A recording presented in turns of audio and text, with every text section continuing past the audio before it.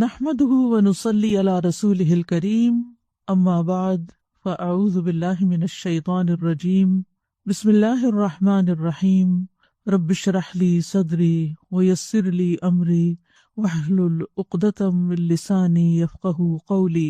قرآن مجید میں اللہ سبحانہ وتعالیٰ فرماتے ہیں، قسم ہے فجر کی اور 10 راتوں کی اور جفت اور طاق کی اور رات کی جب وہ چلتی ہے، یقیناً اس میں عقل والے کے لیے بڑی قسم ہے۔ ان آیات میں اللہ سبحانہ وتعالیٰ زمانے کے بہترین اوقات کے بارے میں بتا رہے ہیں۔ فجر کی قسم کھائی گئی تو فجر کے وقت کی بلیسنگز اور فجر کے وقت کی جو ورچوز ہیں یا اس کا جو ثواب ہے اس میں عبادت کرنے کا، وہ ہم سب جانتے ہیں۔ پھر ولیال نشر اور 10 راتوں کی، اس سے مراد مفسرین نے رمضان کی 10 راتیں بھی لی ہیں اور ذوالحجہ کے پہلے 10 دن بھی لیے ہیں، کیونکہ لیال کا لفظ دن اور رات دونوں کے لیے استعمال ہوتا ہے۔ والشفع والوتر اور جفت اور طاق کی، جفت ایون اور طاق آڈ نمبر، تو طاق سے مراد 10 ذی الحجہ جس میں قربانی کی جاتی ہے، وہ بھی سال کے بہترین دنوں میں سے ایک دن ہے، اور وتر جو ہے وہ 9 ذی الحجہ جو عرفہ کا دن ہے، جس میں ایک دن کا روزہ رکھنا 2 سال کے گناہوں کو معاف کرنے کا باعث بنتا ہے۔ اور پھر حج ہوتا ہے اس دن اتنے لوگوں کے گناہ معاف ہوتے ہیں جتنے پورے سال میں کسی دن نہیں ہوتے۔ واللیل اذا یسر، رات جب چلتی ہے، یعنی رات کا آخری حصہ، تہجد کا وقت جو ہوتا ہے وہ رات کا بہترین حصہ ہوتا ہے۔ تو دن کا بہترین حصہ، رات کا بہترین حصہ، 10 بہترین راتیں، 10 بہترین دن، قربانی کا دن، حج کا دن، یعنی زمانے کے اور وقت کے جو بہترین اوقات ہیں ان سب کو یہاں پر جمع کر دیا گیا ہے۔ حل فی ذالک قسم لذی حجر، یقیناً اس میں عقل والے کے لیے بڑی قسم ہے، یعنی اللہ تعالیٰ نے ان چیزوں کا جو ذکر کیا ہے، ان کو جو گواہ بنایا ہے، اس میں ایک بہت بڑا سبق ہے جس پر ہم سب کو غور کرنا چاہیے۔ تو آج ہم خاص طور پر ذی الحجہ کے پہلے 10 دنوں کا ذکر کریں گے اور ان کی ہمارے دین میں کیا اہمیت اور فضیلت ہے۔ اس بارے میں آپ بہت سی باتیں پہلے سے جانتے بھی ہیں، لیکن یہ ایک یاد دہانی ہے میرے لیے، آپ سب کے لیے، تاکہ ہم اپنے وقت سے بہترین فائدہ اٹھا سکیں۔ تو پہلی بات تو یہ ہے کہ یہ دنیا کے افضل ترین ایام ہے۔ اللہ سبحانہ وتعالیٰ نے اپنی مخلوقات کے درمیان فرق رکھا ہے، بعض کو بعض پر درجات میں بلندی عطا کی ہے، بعض دنوں اور مہینوں کو دوسرے دنوں اور مہینوں پر فضیلت دی ہے، اور ذوالحجہ کے پہلے 10 دنوں کو دنیا کے تمام دنوں میں بہترین دن قرار دیا گیا ہے، اور ان 10 دنوں میں قربانی کے دن کو سب سے افضل بنایا گیا ہے۔ اسی طرح ہفتے کے دنوں میں سے جمعے کا دن جو ہے وہ سب سے افضل ترین دن ہے، یعنی بہترین دن جس پر سورج طلوع ہوتا ہے وہ جمعے کا دن ہے۔ اور پھر راتوں میں سے رمضان کی راتیں جو آخری راتیں ہیں، اور ان میں سب سے افضل پھر لیلۃ القدر ہے، یعنی افضل میں سے بھی افضل کا ذکر کیا گیا ہے۔ ان خاص مواقع کا ذکر کیوں کیا گیا اور ان کی خاص اہمیت کیوں ہے؟ یہ دراصل ہمارے لیے اللہ کی رحمت پانے کا ایک عظیم موقع ہے، تاکہ ہم جب روزمرہ کی زندگی کے دنوں میں ایک روٹین کی عبادت میں آ جاتے ہیں تو پھر خاص دن آ جاتا ہے تو ہم شعوری طور پر پھر بہترین طریقے سے محنت کرتے ہیں۔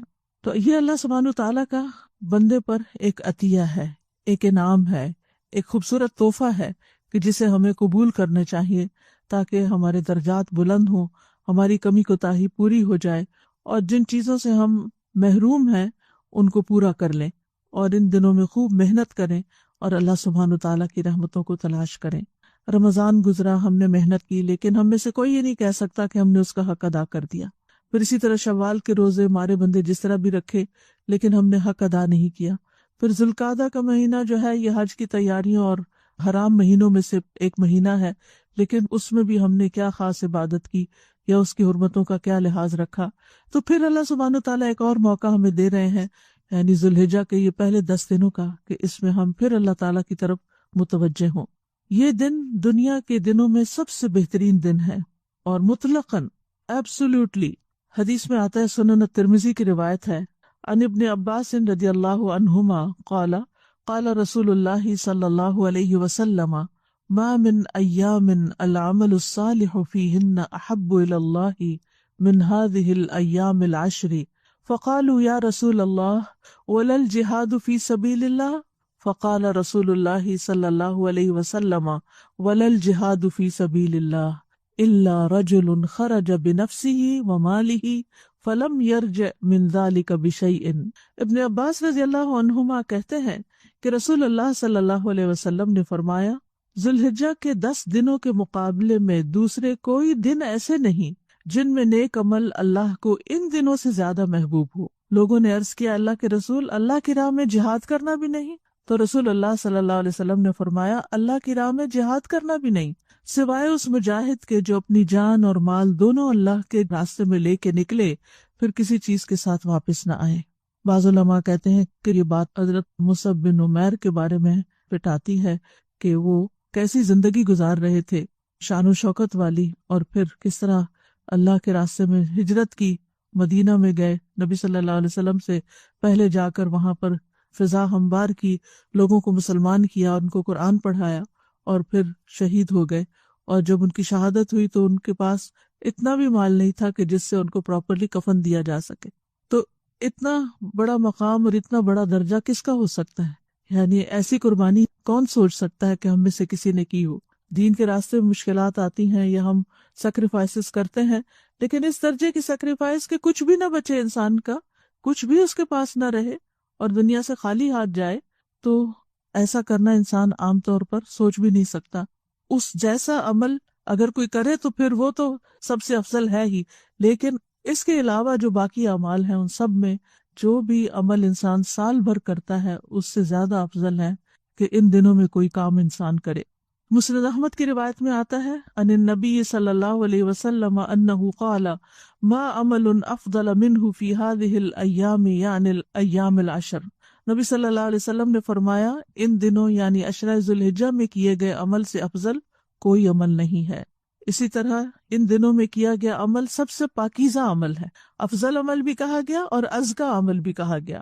صحیح ترغیب و ترہیب کی روایت میں ہے، ما من عمل ازکا عند اللہ ولا اعظم اجرا من خیر یعملہ فی عشر الاضحی۔ نبی صلی اللہ علیہ وسلم نے فرمایا، اللہ کے نزدیک ذوالحجہ کے 10 دنوں میں نیک اعمال کرنا بہت زیادہ پاکیزگی اور بہت بڑے ثواب کا باعث ہے، لہذا تیار رہیں، کیونکہ جس کام کو کرنے کے لیے انسان پہلے سے تیاری شروع کر دیتا ہے، جب موقع آتا ہے تو پھر انسان اس کام کو آسانی سے کر لیتا ہے۔ تو ابھی سے پلاننگ شروع کر دیں تاکہ ہم ان دنوں کے اجر و ثواب سے محروم نہ رہیں۔ ان دنوں میں فرائض اور نوافل دونوں کا اجر زیادہ ہو جاتا ہے، یعنی باقی دنوں کی نسبت بڑھ جاتا ہے، لیکن ہمیں بہرحال فرائض پر خاص طور پر توجہ کرنی چاہیے۔ خصوصاً آپ دیکھیے کہ ابن عباس کی روایت میں آتا ہے کہ نبی صلی اللہ علیہ وسلم نے جو فرمایا کہ جو عمل ان 10 دنوں میں کیا جائے اس کے مقابلے میں دوسرے دنوں کا کوئی عمل افضل نہیں۔ یہ صحیح بخاری کی روایت میں آتا ہے۔ لوگوں نے عرض کیا، کیا جہاد بھی اس کے برابر نہیں؟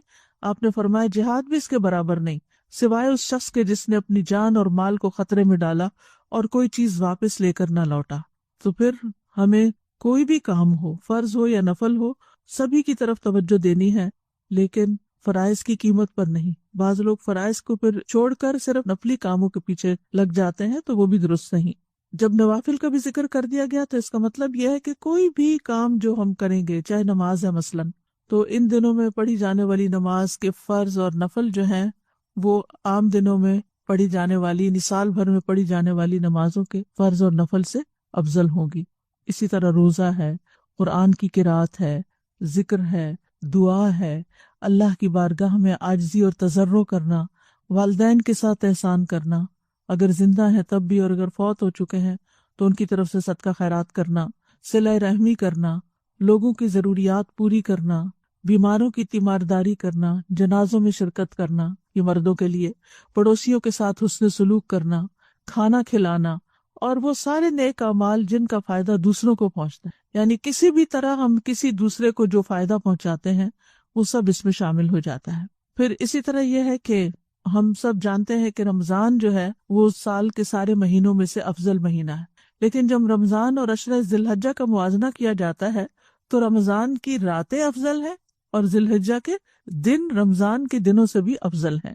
عام طور پر لوگ رمضان میں تو چونکہ سب مل کے عبادت کر رہے ہوتے ہیں تو عبادت کرنا بھی آسان ہوتا ہے اور سب نیکیوں کی طرف راغب ہوتے ہیں، لیکن عشرہ ذی الحجہ میں عام طور پر لوگوں کو اس کی فضیلت ہی پتہ نہیں ہوتی، پھر سب لوگ اس کا اہتمام بھی نہیں کرتے، تو پھر وہ کام کرنا بھی مشکل ہو جاتا ہے۔ یہ 10 دن اس لیے بھی افضل ہیں، اس میں یوم النحر ہے، یوم العرفہ ہے، یوم الترویہ ہے. پھر اس لحاظ سے بھی افضل ہے کہ اس میں عظیم عبادات اکٹھی ہو جاتی ہیں. رمضان میں تو ہم جیسے روزہ رکھتے ہیں یا نماز پڑھتے ہیں یا صدقہ خیرات کرتے ہیں، قرآن کی تلاوت کرتے ہیں، لیکن عشر ذوالحجہ کی فضیلت یہ ہے کہ اس میں نماز، روزہ اور صدقہ خیرات کے علاوہ حج اور قربانی بھی شامل ہو جاتی ہے. یعنی حج ہم رمضان میں نہیں کر سکتے، تو ان دنوں میں ہم روزہ بھی رکھ سکتے ہیں، حج بھی کر سکتے ہیں، زکوٰۃ بھی ادا کر سکتے ہیں جن کی ڈیو ہوتی ہے، اور نمازیں وغیرہ. تو یہ ساری عبادات ان 10 دنوں میں اکٹھی کی جا سکتی ہیں جو عظیم عبادات ہیں. پھر یہ ہے کہ اللہ سبحانہ وتعالیٰ نے ان دنوں کی قسم کھائی ہے، اس وجہ سے بھی یہ دن جو ہیں وہ افضل ہیں. والفجر ولیال عشر. پھر اسی طرح قرآن مجید میں ایام معلومات کا ذکر آیا ہے، اور علماء کہتے ہیں کہ اس سے مراد بھی یہی دن ہے. یعنی ان 10 دنوں کی فضیلت یہ ہے کہ اس میں انسان اللہ تعالیٰ کے دیے ہوئے جانوروں پر اللہ کا ذکر کر کے قربانی کرتا ہے. سورۃ الحج میں آتا ہے لیشہدوا منافع لہم ویذکروا اسم اللہ فی ایام معلومات علی ما رزقہم من بہیمۃ الانعام، تاکہ وہ اپنے بہت سے فائدوں میں حاضر ہوں، یعنی حج کے موقع پر، اور چند معلوم دنوں میں ان پالتو چھوپاؤں پر اللہ کا نام ذکر کریں جو اس نے انہیں دیے ہیں. سو ان میں سے کھاؤ اور تنگ دست محتاج کو بھی کھلاؤ. اور جمہور علماء اور اکثر مفسرین کے مطابق یہ ایام معلومات جو ہیں اس سے مراد ذوالحجہ کے پہلے 10 دن ہیں. پھر اسی طرح یہ ہے کہ حج کے جو مہینے ہیں ان کا خاتمہ ان ایام میں ہوتا ہے. حج کے مہینے الحج اشہر معلومات، تو اس میں شوال، ذی-قعدہ اور ذی الحجہ آتا ہے. تو ذی الحجہ کے یہ 10 دن اس میں شامل ہیں. ایام معلومات، اشہر معلومات، افضل دن، یہ ساری خوبیاں جو ہیں انہی دنوں کے ساتھ ہیں. اور یہ قول اکثر صحابہ کا ہے، جیسے حضرت عمر، حضرت علی ابن مسعود، ابن عباس، حضرت عبداللہ بن زبیر اور دیگر صحابہ کرام جو ہیں، اور اکثر تابعین بھی یہی کہتے ہیں کہ حج کے چند مہینے جو معلوم ہیں وہ شوال، ذوالقعدہ اور ذوالحجہ کے پہلے 10 دن ہیں. پھر یہ ہے کہ ان دنوں میں ایک عظیم دن آتا ہے جس کو یوم عرفہ کہا جاتا ہے، اور یہ دن دین کی تکمیل کا دن بھی ہے. یعنی ان 10 دنوں کی فضیلت میں سے ایک فضیلت یہ بھی ہے کہ اس میں یوم عرفہ ہے، اور یہ وہ دن ہے جس دن اللہ نے اپنے دین کو مکمل کر دیا تھا اور مسلمانوں پر اپنی نعمت تمام کر دی تھی. جیسا کہ اللہ سبحانہ وتعالیٰ کا ارشاد ہے، الیوم اکملت لکم دینکم واتممت علیکم نعمتی ورضیت لکم الاسلام دینا. آج میں نے تمہارے لیے تمہارا دین کامل کر دیا اور تم پر اپنی نعمت پوری کر دی، اور تمہارے لیے اسلام کو دین کی حیثیت سے پسند کر لیا. اور یہ کتنی بڑی خوشخبری ہے امت مسلمہ کے لیے کہ اللہ سبحانہ تعالیٰ نے اپنا دین ہم پر مکمل کیا اور کمپلیٹ دین ہمیں دیا اور ہم پر اپنی نعمت تمام کر دی. اس کو اللہ تعالیٰ سب سے بڑی نعمت قرار دیتے ہوئے ہم پر مکمل کرنے کا ذکر کر رہے ہیں یہاں پر. پھر اسی طرح اس عشرے کی فضیلت یہ بھی ہے کہ اس میں یوم النحر کا دن ہے جو حج اکبر کا دن ہے. اللہ تعالیٰ کے نزدیک یہ بھی ایک عظیم دن ہے. حدیث میں آتا ہے، عبداللہ بن قرۃ کہتے ہیں کہ نبی صلی اللہ علیہ وسلم نے فرمایا، اللہ تبارک و تعالیٰ کے نزدیک سب سے عظیم دن یوم النحر ہے، پھر یوم القر ہے. اور یوم القر کہتے ہیں قربانی سے اگلے دن کو، اور اس دن اس کو قر اس لیے کہتے ہیں کہ اس دن لوگ منا کی وادی میں قرار پکڑتے ہیں، وہاں قیام کرتے ہیں.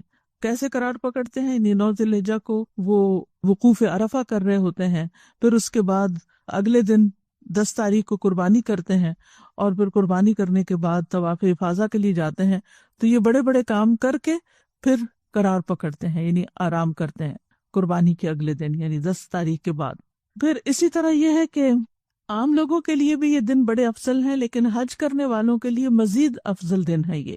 یعنی جو لوگ بیت اللہ شریف جاتے ہیں، وہاں جا کر طواف کرتے ہیں، نمازیں پڑھتے ہیں، ایک نماز کا جو اجر ہے وہ 1,00,000 نمازوں کے برابر ہے. اور ہم 1,00,000 نمازیں کتنے دن میں پڑھ سکتے ہیں؟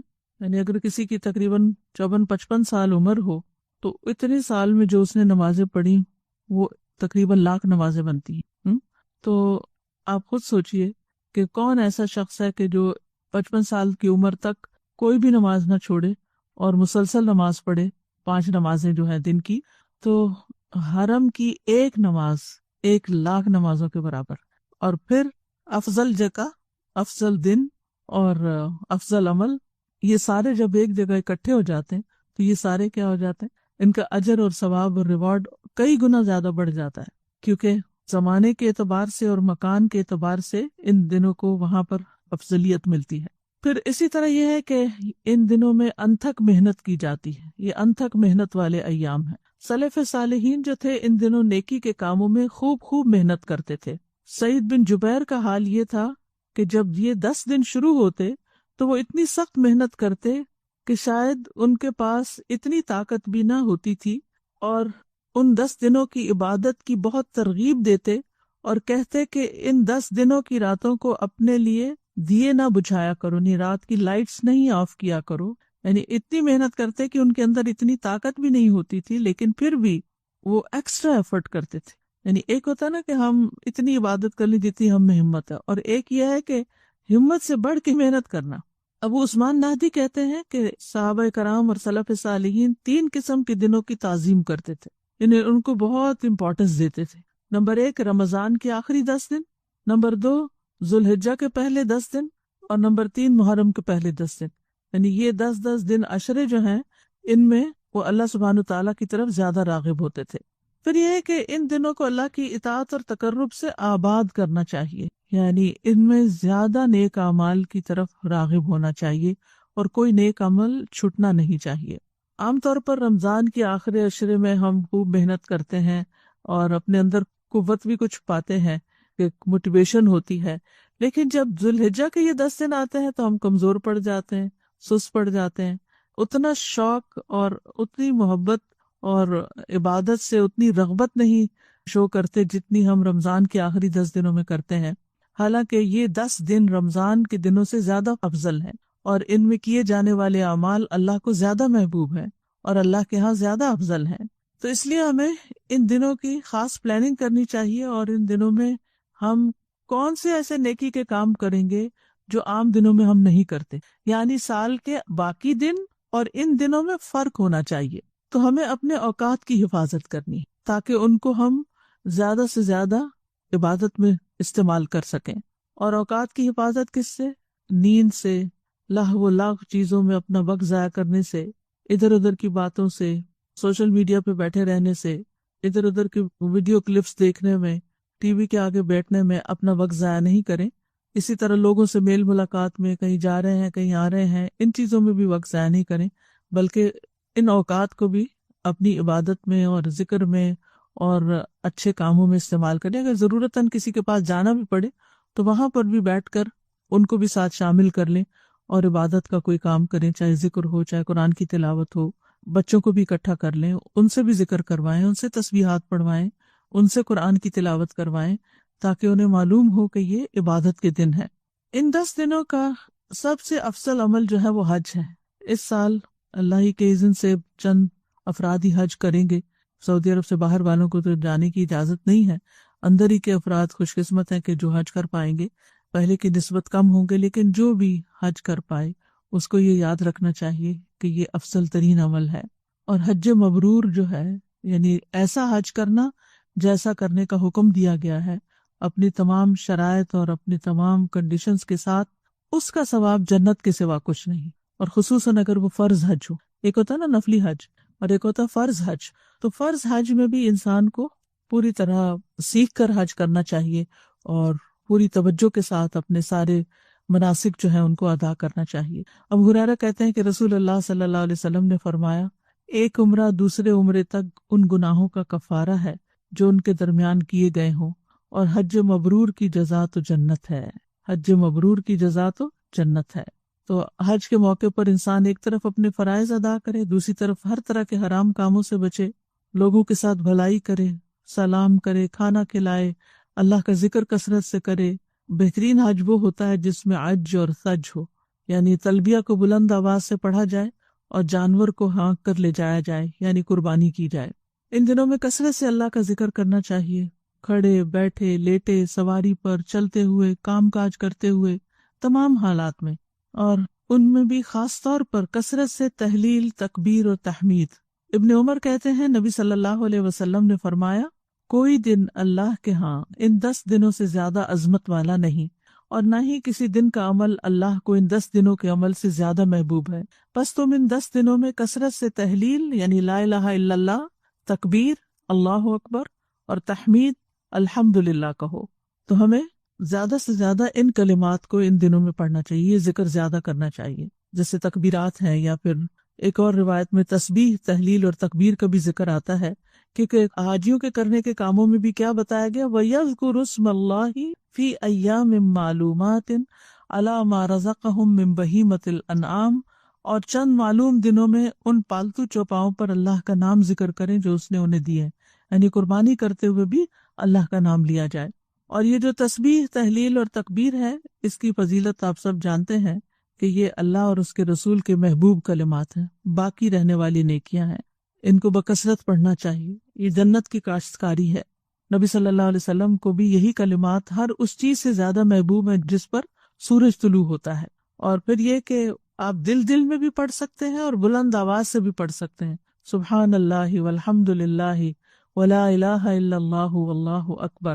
بآواز بلند کرنے کا فائدہ کیا ہوگا کہ جو لوگ بھولے ہوئے ہیں اس ذکر کو وہ بھی یاد کر لیں گے. تو کھڑے ہیں، بیٹھے ہیں، سوار ہیں، پیدل جا رہے ہیں، مسجد میں ہیں، سڑکوں پر ہیں، راستوں اور بازاروں میں ہیں، کام کاج کی جگہوں میں ہیں.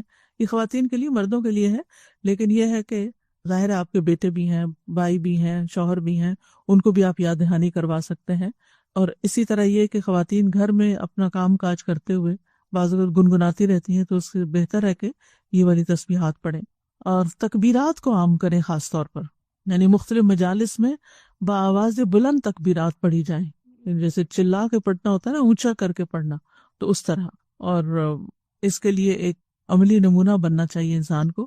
اور اگر آپ کے لیے خود پڑھنا مشکل ہو تو آپ گھر میں پلے بھی کر سکتے ہیں تکبیرات کو. یوٹیوب پر تکبیرات آپ کو مل جائیں گی مختلف طرح کی، اور ان کو آپ چلا دیں تو بچوں کے، بڑوں کے، سب کے کانوں میں پڑتی رہے گی اور وہ آٹومیٹیکلی انہیں دہرانے لگیں گے. سلف صالحین جو تھے وہ کثرت سے تکبیرات پڑھتے تھے. ابن عمر اور ابو ہریرہ ان 10 دنوں میں بازاروں میں نکل جاتے اور تکبیرات کہتے. ان کی تکبیرات سن کر دوسرے لوگ بھی تکبیرات کہتے. اصل مقصد یہی ہے کہ سب تکبیرات پڑھیں، یعنی گونج اٹھے گلی بازار اللہ کی بڑائی. تکبیر کیا ہے دراصل؟ اللہ کو بڑا ماننا. اللہ سب سے بڑا ہے، اللہ سب سے بڑا ہے. کہ اگر سال میں 10 دن بھی کوئی دن رات اس نام کو بلند کرتا رہے کہ اللہ سب سے بڑا ہے، تو انشاءاللہ دل میں اللہ کی بڑائی کا احساس پیدا ہوگا. میمون بن مہران ایک تابعی ہیں، وہ کہتے ہیں میں نے لوگوں کو پایا ہے وہ ان 10 دنوں میں تکبیرات کہتے ہیں، یہاں تک کہ لوگ اتنے زیادہ جمع ہوتے ہیں کہ میں انہیں سمندر کی موجوں کے ساتھ تشبیہ دیتا ہوں.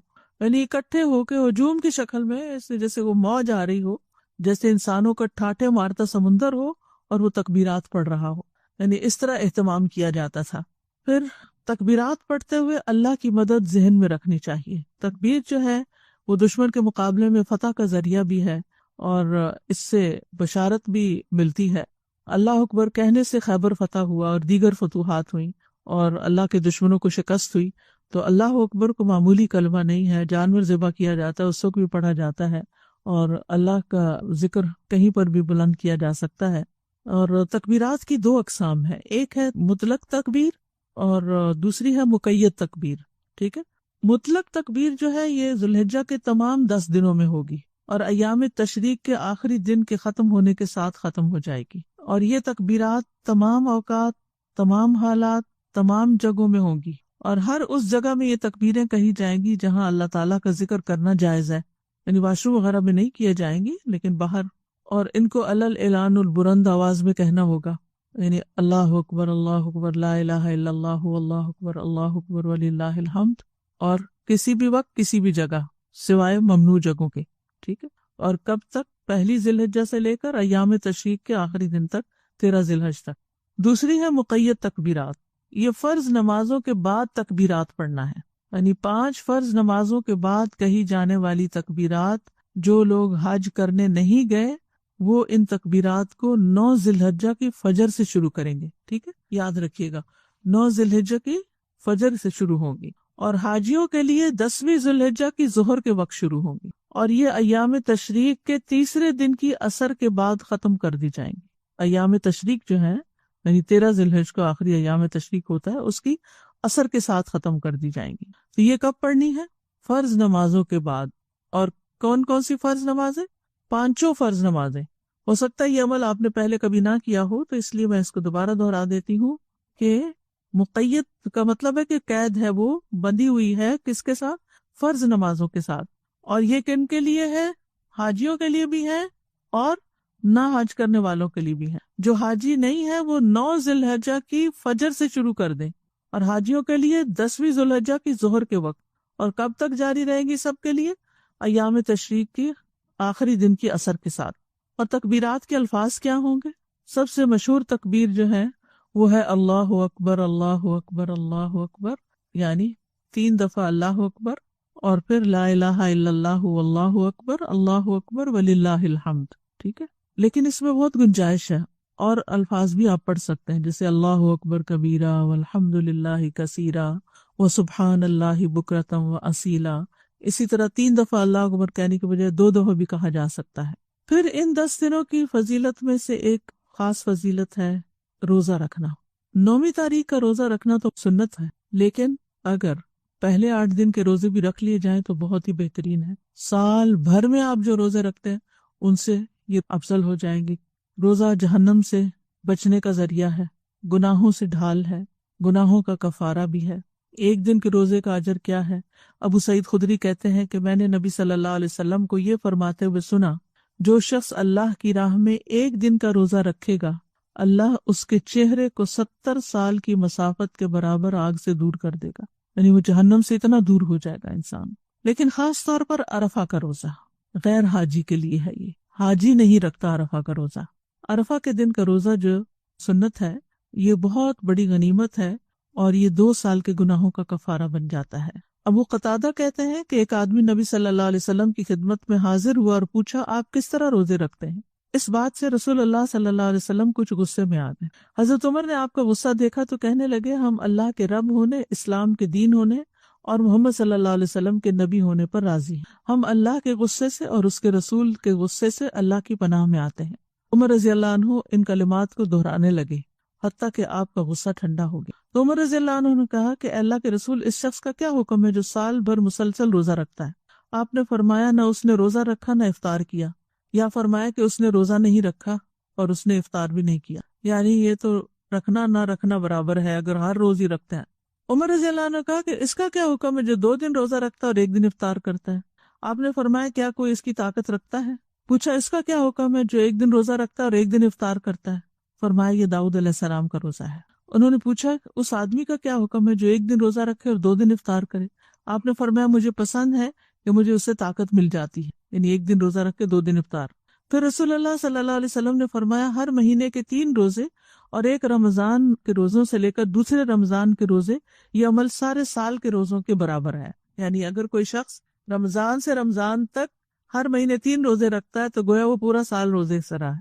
اور عرفہ کے دن کا روزہ میں اللہ سے امید رکھتا ہوں کہ پچھلے سال کے گناہوں کا کفارہ بن جائے گا اور اگلے سال کے گناہوں کا بھی۔ اور یوم عاشورہ کا روزہ میں اللہ سے امید رکھتا ہوں پچھلے سال کے گناہوں کا کفارہ بن جائے گا۔ تو اس طرح 3 سال کے گناہوں کا کفارہ ہو جاتا ہے جب انسان یہ روزہ رکھتا ہے۔ آپ دیکھیے کس طرح، مثلا 9 ذی الحجہ کا آپ نے روزہ رکھا نا، تو سال اینڈ ہو رہا ہے، تو اب کیا ہے، پچھلا سال جو تھا اس کا کفارہ ہو گیا، اور ایک اگلا سال جو محرم سے شروع ہوگا اس کا۔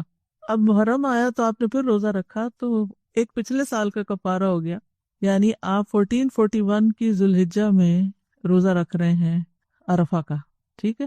تو اس سے آپ کے پچھلے سال کے گناہ اور اگلے سال کے گناہ معاف ہو گئے، 1440 کے بھی ہو گئے اور 1442 کے بھی ہو گئے، ٹھیک ہے؟ اب جب محرم آئے گا تو پچھلے 1 سال کے گناہ معاف ہو جائیں گے، تو وہ کون سے ہو جائیں گے؟ 1441 کے۔ تو اس طرح 1440 کے گناہ بھی معاف ہو گئے، 41 کے بھی ہو گئے اور 42 کے بھی ہو گئے۔ تو کتنا اجر ہے، کتنا فائدہ ہے ان روزوں کے رکھنے کا۔ تھوڑی سی ہمت، تھوڑی سی محنت، تھوڑی سی پلاننگ۔ پھر یہ کہ 9 ذی الحجہ کا روزہ رکھنا ہو تو نیت رات سے ہی کر لینی چاہیے، ٹھیک ہے، تاکہ کامل اجر مل جائے اور اس میں کوئی کمی نہ ہو۔ پھر گھر والوں کو بھی اس دن کا روزہ رکھوانا چاہیے، اپنے اہل و عیال کو، اپنے بچوں کو۔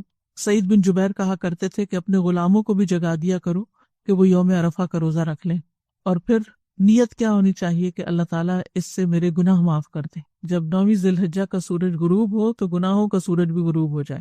پھر یہ ہے کہ ان 10 دنوں میں اللہ سے تجارت کریں. اور نفع بخش تجارت کیا ہے؟ قرآن پڑھنا، قرآن کا فہم حاصل کرنا.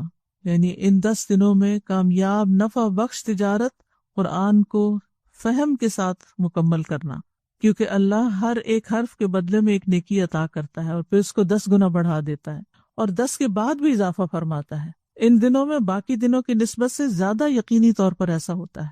تو کوشش کی جائے کہ ان دنوں میں ایک قرآن مکمل کر لیا جائے، کیونکہ سورۃ فاطر میں آتا ہے نا کہ جو قرآن کی تلاوت کرتے ہیں وہ ایسی تجارت کرتے ہیں کہ جس میں کوئی گھاٹا نہیں. یرجون تجارتا لن تبور. پھر اسی طرح تہجد کی نماز کا اہتمام، کیونکہ فرض نماز کے بعد افضل ترین نماز ہے. فرض نماز کے بعد افضل ترین نماز ہے، اور مسلمان کو صرف رمضان میں ہی تراویح نہیں پڑھنی چاہیے بلکہ ان 10 دنوں کے قیام اللیل کی بھی محنت کرنی چاہیے. ابو ہریرہ کہتے ہیں آپ سے پوچھا گیا فرض نماز کے بعد کون سی نماز افضل ہے اور ماہ رمضان کے بعد کون سے روزے افضل ہیں؟ آپ نے فرمایا فرض نماز کے بعد سب سے افضل نماز آدھی رات کی نماز ہے، اور رمضان کے مہینے کے بعد سب سے افضل روزے اللہ کے مہینے محرم کے روزے ہیں. پھر نیکسٹ ہے رات کے آخری پہر میں دعاؤں اور استغفارات کا اہتمام. یہ اگر آپ تہجد کے لیے اٹھیں گے تو اس وقت دعائیں بھی قبول ہوتی ہیں اور استغفار بھی. والمستغفرین بالاسحار قرآن مجید میں آتا ہے سورۃ آل عمران میں کہ وہ رات کے آخری حصے میں استغفار کرنے والے ہیں. اور پھر سورۃ ذاریات میں آتا ہے کانوا قلیلا من اللیل ما یہجعون وبالاسحار هم یستغفرون، کہ وہ رات کو کم ہی سوتے تھے اور سحری کے وقت مغفرت مانگا کرتے تھے. اور سحری کے وقت اللہ سبحانہ وتعالیٰ آسمان دنیا پر نزول فرماتے ہیں، بندے کی توبہ قبول فرماتے ہیں اور اس کی دعائیں بھی قبول ہوتی ہیں. پھر ان 10 دنوں میں خوب صدقہ بھی کرنا چاہیے. ہر روز کچھ نہ کچھ صدقہ ضرور کریں، کیونکہ قیامت کے دن انسان اپنے صدقے کے سائے میں ہوگا. صدقہ بری موت سے بچاتا ہے، صدقہ گناہوں کو گرا دیتا ہے، رب کے غضب کو بجھا دیتا ہے، مال میں برکت اور اضافے کا سبب ہے. اللہ تعالیٰ صدقہ دینے والے کو اس کا بہترین نعم البدل عطا کرتا ہے. یعنی یہ نہیں کہ جب آپ دیتے ہیں تو آپ کے ہاتھ سے چلا گیا، بلکہ آپ کو واپس ملے گا کئی گنا زیادہ. اور ان دنوں میں کیا جانے والا صدقہ باقی دنوں کے صدقے کے مقابلے میں افضل ہے. پھر اس کے بعد ان دنوں میں اللہ تعالیٰ کے پسندیدہ کام کرنا، یعنی جن کاموں سے اللہ راضی ہوتا ہے، مثلاً کسی کو خوش کرنا، کسی کی ضرورت پوری کرنا، صلہ رحمی کرنا، کسی محتاج کے کام آنا. پھر اسی طرح اگر کچھ لوگ حج پہ جا رہے ہوں تو ان کے گھر والوں کی دیکھ بھال پیچھے سے کرنا، ان کی ضروریات کا خیال رکھنا، ان کے ساتھ احسان کا معاملہ کرنا، ان کے بچوں کا خیال رکھنا، اسکول ڈراپ کرنا ہے، لینا ہے، گروسری لانی ہے یا کچھ بھی. اس کے بارے میں نبی صلی اللہ علیہ وسلم نے فرمایا جس نے نمازی یا حاجی کو سامان مہیا کیا یا اس کی غیر موجودگی میں اس کے اہل و عیال کی خبر گیری کرتا رہا یا روزہ دار کو روزہ افطار کرایا تو اس کے لیے بھی انہی کے برابر ثواب ہوگا، ان کے ثواب میں سے کچھ بھی کمی نہیں ہوگی. یعنی جو حج پہ گیا ہے اگر پیچھے سے کوئی اس کے گھر والوں کو لک آفٹر کرتا ہے